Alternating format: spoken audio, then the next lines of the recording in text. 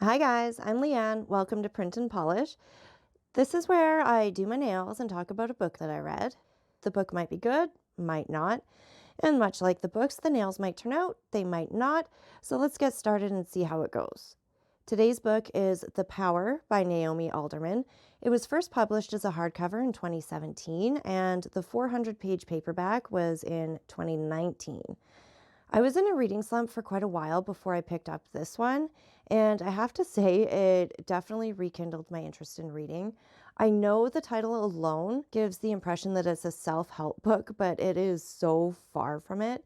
This is another dystopian book, but instead of a destroyed world, a little something was added to it, and this comes in the form of a skein. This is actually a new organ in the female body, and this is crucial. It only appears in the female body. It's often latent, hidden until it's triggered. So what does this do? It doesn't help with digestion or breathing or anything like that. It produces energy. It's a defense mechanism. Women who have an activated skein can send electrical shocks out of their body.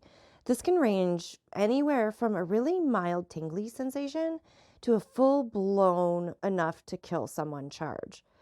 Why does this create such havoc? Think about it.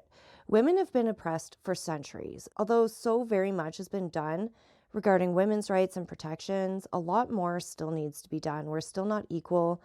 We're not the only ones either, but for this review, that's a little bit beside the point. This book is about women and what they do with this power. The book starts off as a sort of book proposal.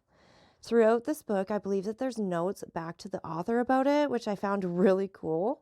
There's a ton of different characters we learn about as the skein first shows up, and we follow the skein through its evolution from its discovery, through the reaction from the public, even the government's new policies about it, all of that stuff, and not even local government either, like worldwide.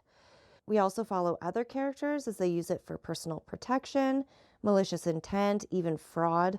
This new power flips absolutely everything upside down. It's completely gender twisting. The story is about the characters, sure, but it's also about the full-on gender revolution that it causes. It's about the progression of how everything is completely turned around, how men suddenly become the ones in danger and face all of the things that women have faced both in the past and present.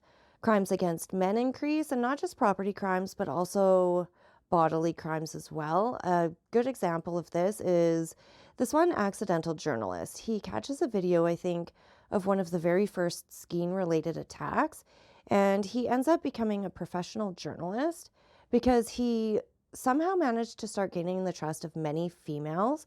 But he also begins to see a lot of the atrocities that are starting to happen. It even happens to him at one point.